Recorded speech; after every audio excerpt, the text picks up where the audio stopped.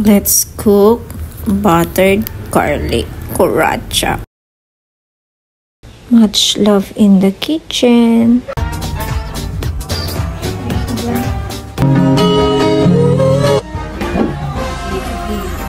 The very first thing na gagawin natin ay pakukulaan natin ang sriracha with luya para matanggal yung amoy niya. Amoy lupa ba? Tapos, bring it to boil or luya.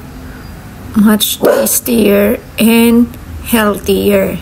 And then add some salt. Konti lang po ha, pinch of salt. And then, pakuluan natin hanggang sa ito ay maluto. Binaliktad ko din yung mga sriracha para siguradong sumama yung lasa ng luya. And then I strained it para matanggal yung tubig.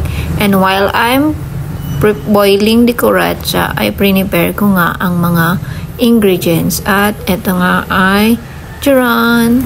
We have the butter, the oyster sauce, the ketchup, the Sprite, the sugar, the sriracha, and the garlic. Mas maraming garlic, mas masarap.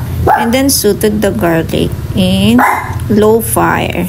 Tapos added the oyster sauce. Afterwards ay ang ketchup naman.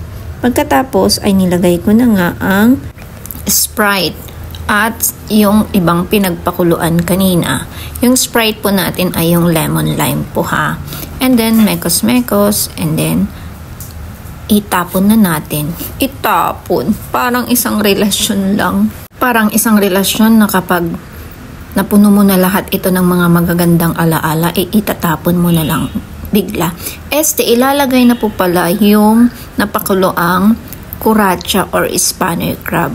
And then, mag-add ng konting butter. Tapos, mekos-mekos ulit, hindi katulad ng inyong relasyon. And serve na habang masarap pa. At ang sarap na nga niyang lantakin. Tara!